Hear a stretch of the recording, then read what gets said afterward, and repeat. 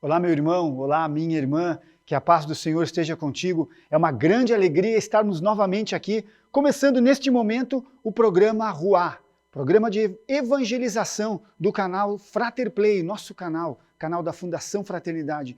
Muito obrigado para você que está acompanhando o programa agora. Não sei em que momento você está ligando, não sei em que momento você está conectando aí o seu celular, seu tablet, o seu note, não sei quando, mas eu quero de verdade que a graça de Deus chegue até a tua casa e hoje, também a tua família, e hoje de modo muito especial, que a verdade de Deus, a verdade do Senhor esteja realmente reinando no seu coração e no seio da tua casa, no seio da tua família, a verdade do Senhor.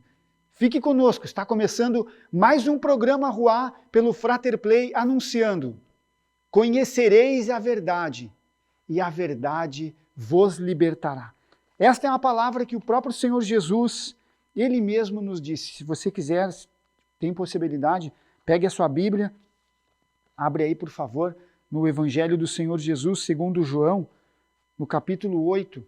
Jesus está ali tendo uma conversa com os mestres da lei, fariseus, ali com o pessoal, os filhos de Abraão, e aí Jesus está dando ali um discurso, está falando várias coisas para eles. E aí, a partir do versículo 31, a palavra de Deus diz assim: disse então Jesus aos judeus que nele haviam crido: se permanecerdes na minha palavra, sereis verdadeiramente meus discípulos. E aí no versículo 32, ele fala aquilo que nós vamos partilhar neste programa, no programa Ruá de hoje. O Senhor Jesus diz assim: e conhecereis a verdade, e a verdade vos libertará. Eles responderam, né? Eram os judeus que estavam se convertendo. Eles responderam assim: somos a descendência de Abraão e jamais fomos escravos de alguém. Como podes dizer, tornar-vos-ei livres?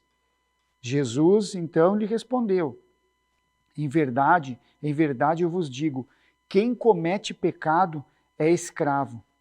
Ora, o escravo não permanece sempre na casa, mas o filho aí permanece. O filho aí permanece para sempre. Se, pois, o filho vos libertar, sereis realmente livres. E é isso que nós queremos hoje. É isso que nós queremos hoje. Esta palavra, a concretização, a unção, a realização desta palavra que eu acabei de ler na minha vida e para a sua vida também. Se o Filho vos libertar, sereis verdadeiramente livres. Um pouquinho antes, Jesus tinha dito uma frase que nós já ouvimos falar muitas vezes, mesmo aqueles que não vão na igreja, mesmo aqueles que não têm a familiaridade com a palavra de Deus, aquelas pessoas às vezes que não vão na missa, não frequentam os sacramentos e tal, mas em algum momento alguém fala da verdade para nós e vem essa palavra: conhecereis a verdade e a verdade vos libertará. Um pouquinho antes do programa ali eu conversava com a Flávia, né, que trabalha ali conosco ali na edição e tal, e a gente falava assim: qual é o título do programa? O título do programa ficou Libertação. Mas o que é verdade? Aquela pergunta de Pilatos. Daí eu disse assim: mas essa pergunta é muito fácil de responder. Jesus é a verdade. Porque ele mesmo disse: eu sou o caminho, a verdade e a vida. Então, se a gente fizer um joguinho simples assim de palavras, a gente pode dizer que Jesus disse: conhecereis a mim, que sou a verdade, e a verdade vos libertará, e eu vos libertarei. Depois, mais tarde, ele confirma isso dizendo: se o Filho, pois, vos libertar, sereis realmente livres. Mas passando um pouco desse joguinho de palavras, eu gostaria de aprofundar um pouco com você. Mergulhar um pouco naquilo que Jesus quis dizer e aquilo que nós vivemos. São Pedro vai dizer assim para nós, no capítulo 2, na segunda carta de Pedro, no capítulo 2. Ele está dizendo também, está fazendo uma exortação, a partir do versículo 17, São Pedro diz assim: esses homens são como fontes sem água, e nuvens levadas pelo vento tempestuoso. A eles está reservada a escuridão das trevas. São Pedro sempre duro, firme. falando jactanciosamente de coisas fúteis, procuram seduzir com as concupiscências da carne e dissoluções aqueles que apenas conseguiram fugir da companhia dos que vivem desgarrados, prometendo-lhes a liberdade, quando eles mesmos são escravos da corrupção. E aí São Pedro diz a palavra que nós vamos trabalhar também. Pois cada um, olha só o que São Pedro fala, pois cada um é escravo daquele que o domina. Cada um é escravo daquele que o domina. Ora, a palavra do Senhor, Jesus disse assim, conhecereis a verdade, e a verdade vos libertará. E aí eu pergunto para você, que está nos acompanhando agora, para você que recebeu o programa, eu quero agradecer de verdade para quem compartilha, manda o programa para os seus amigos, para o seu grupo de oração, né? Tem uma palavra muito legal ali, né? Sabe que alguém precisa, tem alguma coisa que conhece alguém que precisa ouvir, manda, muito obrigado, Deus lhe abençoe, e é assim que a gente vai crescendo. Pois para nós fica essa pergunta, conhecereis a verdade e a verdade vos libertará. Nos libertará do quê? Do que efetivamente a verdade, que é o próprio Senhor, nos liberta? Olhando assim, rapidamente, bem rapidinho, vou partilhar uma coisa que é meio óbvia, mas às vezes as coisas óbvias precisam ser faladas para que fiquem bem claras. A primeira coisa que a verdade nos liberta é da mentira. Isso é óbvio, sim, mas o óbvio precisa ser dito. Só que quando é Jesus que está falando, conhecereis a verdade e a verdade vos libertará, esta verdade vai nos libertar da mentira. E quando nós estamos sendo libertados da mentira, eu te convido para pensar junto comigo, quem é a mentira? O que é a mentira? Ora, a mentira que o Senhor nos liberta é o próprio Satanás, inimigo dele. Porque Jesus vai dizer aqui na palavra, porque Satanás é mentiroso, porque ele mente desde o princípio. A primeira libertação que nós temos quando nós aceitamos Jesus é nos libertar de Satanás e das suas mentiras. Por quê? Porque todo pecado, tudo aquilo que nos afasta de Deus é baseado numa mentira. É baseado em coisas que não são verdadeiras. Não tem como ser verdadeiro. Nós estamos vendo no mundo de hoje absurdos incríveis, imensos. Nossa, nós estamos ouvindo cada coisa. Por exemplo, só rapidamente para você, a ideologia de gênero, por exemplo, que é pregada, que é proclamada, que estão ensinando, inclusive nas escolas, conseguiram colocar na BNCC. O que eles dizem? Que não existe uma essência masculina, uma essência feminina, que a discussão tem que ser desbiologizada, quer dizer, tem que sair a biologia e entra só a construção social, como se um homem, se fosse criado como mulher, não fosse homem, ele vai ser mulher, e uma mulher fosse criada desde a sua infância como homem, ela seria um homem. Não, não é assim, nós sabemos que não é assim, a biologia vai gritar, o nosso DNA vai gritar, em algum momento vai se manifestar, porque nós somos diferentes, e Deus criou o homem, homem, mulher, mulher, só que o mundo acredita nessas mentiras, e vai colocando esta dúvida na cabeça das nossas crianças. Absurdos, incríveis como este. Pois vem a verdade, e a verdade vos libertará. Todo pecado é baseado numa grande mentira. Peguemos ali o pecado original. Se você pega no livro do Gênesis, no capítulo 3, que narra o pecado, o primeiro pecado ali de Adão e Eva, esta alegoria, como diz a teologia, a alegoria que nos explica como o pecado entrou no mundo, é uma coisa absurda. Adão e Eva viviam num lugar chamado Jardim do Éden, com a presença de Deus, a brisa da tarde. Eles não trabalhavam, eles não tinham medo, não tinham vergonha, eles não precisavam apenas vivendo a presença de Deus e tendo ao seu dispor toda a criação que Deus tinha feito. E aí vem a serpente vai trazer uma imensa de uma mentira. E eles acreditaram na mentira. E aí a gente olha assim, nossa, como é que eles ratearam? Como é que eles deram essa rateada de dar ouvidos e conversar e abrir um diálogo? O primeiro grande erro de Eva foi abrir diálogo com a serpente. E muitas vezes esse é o nosso primeiro erro, abrir diálogo com Satanás, abrir diálogo com as situações de pecado, alimentar aquilo que vai nos afastar de Deus. Nós começamos a ver um filme, começamos a ver uma série, começamos a ver uma novela, e daqui a pouco a gente começa a assistir um capítulo, outro capítulo, a gente abre diálogo, a gente pega um livro, que a gente sabe que tem um conteúdo que vai nos afastar de Deus, mas foi indicado por alguém, algum amigo, a gente começa a ler, a gente abre diálogo, a gente tem uma amizade de alguém, pode ser que seja dentro da igreja ou de fora da igreja, mas é uma amizade que vem com assuntos e que traz em mim, sei lá, pensamentos ou ideias que me afastam de Deus, e a gente, ao invés de romper, a gente abre o diálogo, e a gente vai assim, nos encaminhando no caminho do pecado, e vamos seguindo mentiras. Por isso Jesus vai dizer, conhecereis a verdade, e a verdade vos libertará. Quando nós cometemos algum pecado, você pode pegar os 10 mandamentos, começando ali pelo primeiro, amar a Deus sobre todas as coisas.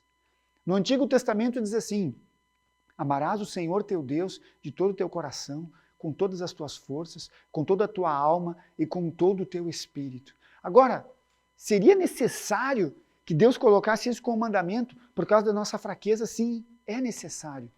E toda vez que nós não amamos a Deus acima de todas as coisas, colocamos a nossa esperança, colocamos a nossa segurança no dinheiro, na saúde, no nosso belo porte físico, no resultado dos nossos exames, quando saem ali tudo certinho. Não, ali está a minha segurança. Na minha bela família que eu tenho, meus filhos são maravilhosos, estão nas melhores escolas, tiram notas altíssimas, já sabem o que vão seguir.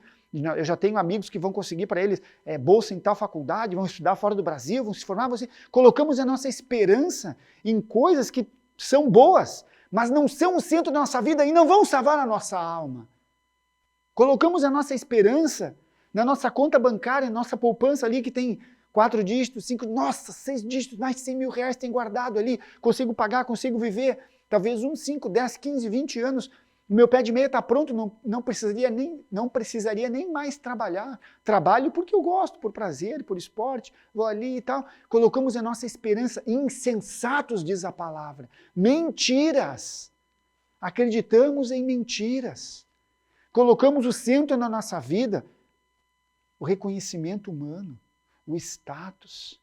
Colocamos no centro da nossa vida o poder.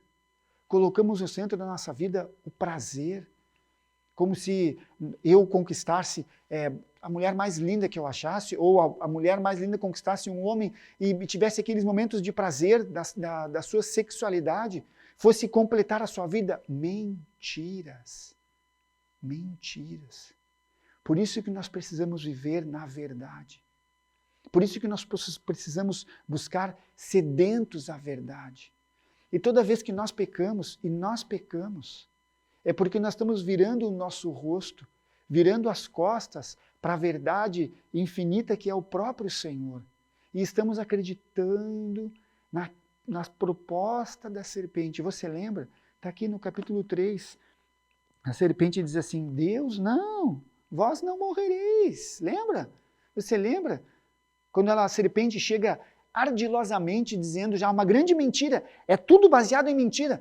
É verdade que vocês não podem comer de nenhum fruto do jardim? Mentira, mentira. Ali já era para ter cortado, dado as costas e vai embora. Não, a gente pode comer de todos, menos de um. E aí começa a entrar o quê?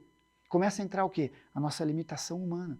Nós não podemos comer do fruto do meio da árvore, do bem e do mal, porque Deus disse que nós vamos morrer. Não morrereis. Pelo contrário, sereis como deuses. Esta mentira ecoa dentro de nós.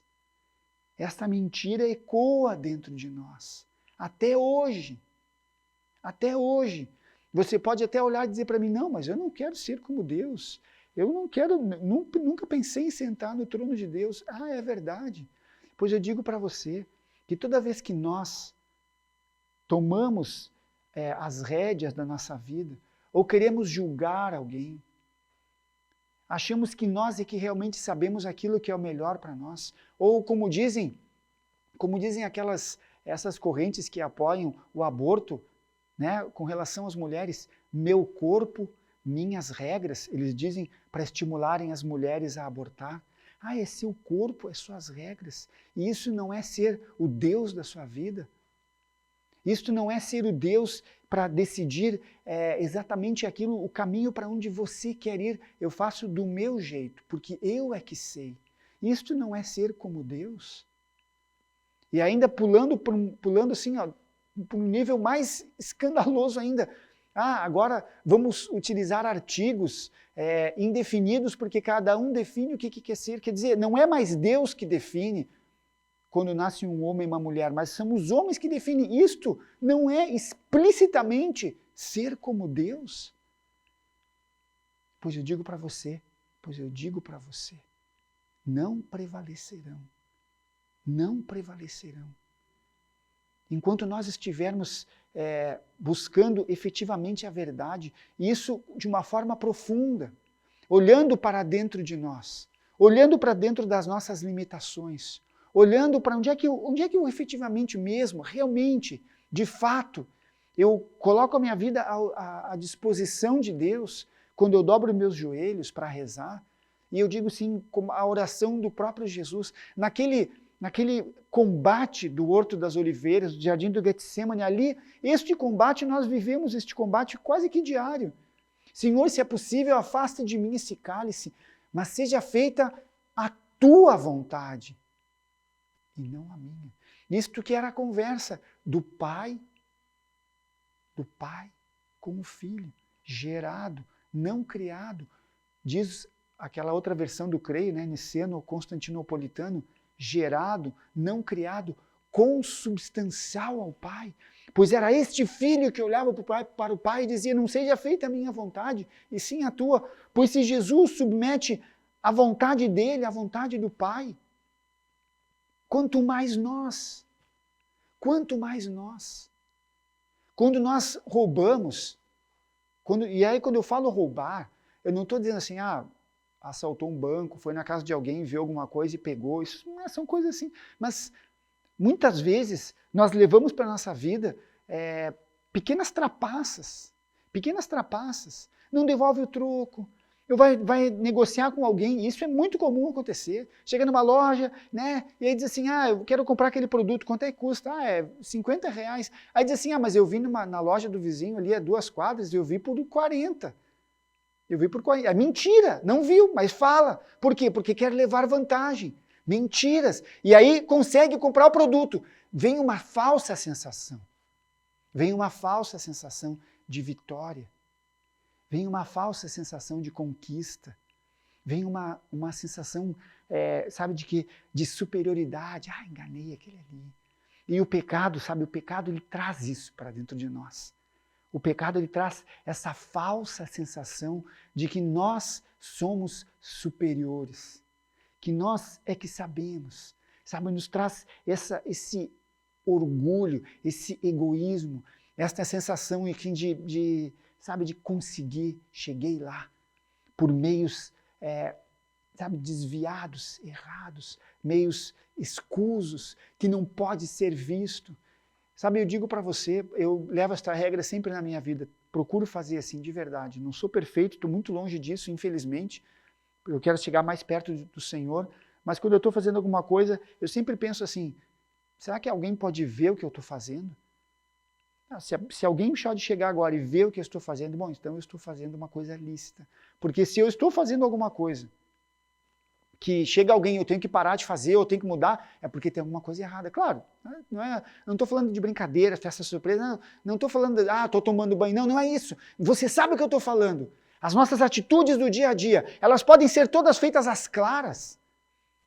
Aquilo que nós fazemos diariamente, as conversas que nós temos, as mensagens que nós trocamos no celular, via WhatsApp, as coisas que a gente vê na internet, no Instagram, as pesquisas que a gente faz no Google, a gente pode deixar aberta ou a gente tem que chegar depois no final ali apagar o histórico, porque é vergonhoso aquilo que nós vemos. Acreditando em mentiras. Mentiras. Essas mentiras que o Senhor vem acabar. A mentira do pecado. A mentira do pecado. O pecado coloca dentro de nós esta sensação. A sensação de superioridade exatamente oposta à sensação do servo. Você lembra Jesus na última ceia? O que ele fez? Ele lava os pés dos discípulos. Lava os pés. Agora pensa comigo, Quando Jesus estava ali lavando os pés daqueles 12 homens, lavando os pés inclusive de Judas, que tipo de sensação você acha que brota quando alguém está lavando os pés de alguém? Você acha que vai brotar aqui aquela sensação de triunfalismo, de triunfo? Não, não, meus irmãos. Quando a gente se agacha para lavar os pés, quando a gente se abaixa para servir, não é a sensação de triunfo que vem. Não é. É a sensação de humildade que vem de humus, que vem da terra, rebaixados lá embaixo. E é assim que nós devemos ser. Por isso, o pecado é tão contrário a Deus, porque ele provoca em nós sentimentos contrários aos sentimentos que o Senhor quer que a gente tenha.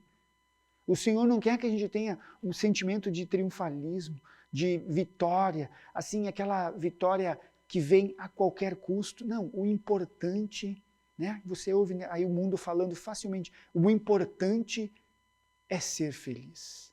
Não importa se é esse com esse, aquele com aquele, a forma que for, da forma que chegar o prazer, está bem-vindo, porque a minha felicidade, o meu estado de espírito, a minha sensação aqui nesta terra, minha sensação de conquista, de bem-estar, de conforto, de gozo, de prazer, isso é o que vale, porque assim eu estarei vivendo a minha felicidade. É isso. Ali, na cruz, é isso que a gente vê. Uma sensação de gozo, de alegria, de prazer, de bem-estar e de felicidade na Santa Cruz? Não, não é. Não é. Então são mentiras, mentiras. Guarde bem isso no seu coração. Se você ficar só com isso que eu vou falar agora, o programa foi maravilhoso. Todo pecado é baseado numa mentira. Todo pecado é baseado numa mentira, porque vem de Satanás, que é o pai da mentira. Quando nós conseguimos enxergar isso, se você conseguir aprender isso, se eu que estou falando isso para você, conseguir aprender isso, isso vai evitar uma multidão de pecados, porque eu vou conseguir enxergar, porque eu vou conseguir pensar, porque eu vou conseguir olhar e ver de fato, verdadeiramente, o que está movendo o meu coração? É a verdade? A verdade que é o próprio Senhor? O meu coração está sendo movido por mentiras. A minha vida está sendo movida por mentiras. Mentiras. A gula é uma mentira. A luxúria, uma mentira. O orgulho, uma mentira. Mentiras. Vai olhando, vai analisando cada pecado e você vê as mentiras que estão por trás. Não nos saciarão. Não nos saciarão. Nós seremos saciados quando encontrarmos aquele que é a fonte da verdade, o próprio Senhor.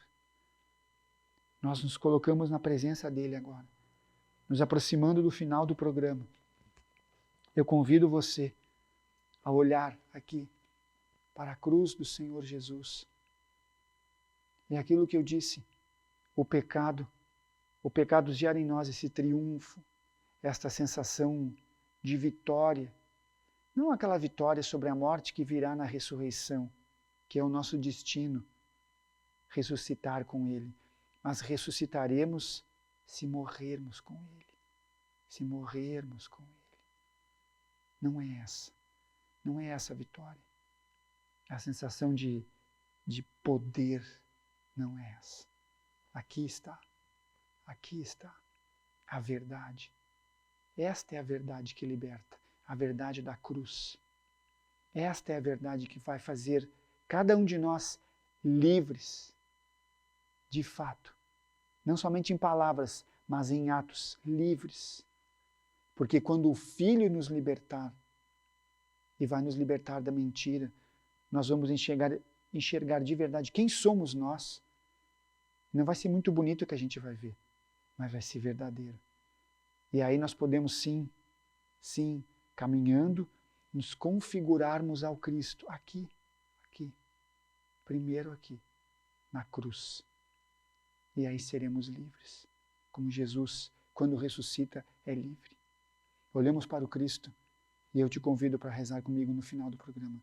Meu Deus, eu creio, adoro, espero e amo-vos. Peço-vos perdão por aqueles que não creem, não adoram, não esperam e não vos amam. Meu Deus, eu creio, adoro, espero e amo-vos. Peço-vos perdão por aqueles que não creem, não adoram, não esperam e não vos amam. Meu Deus, eu creio, adoro, espero e amo-vos. Peço-vos perdão por aqueles que não creem, não adoram, não esperam e não vos amam. Amém.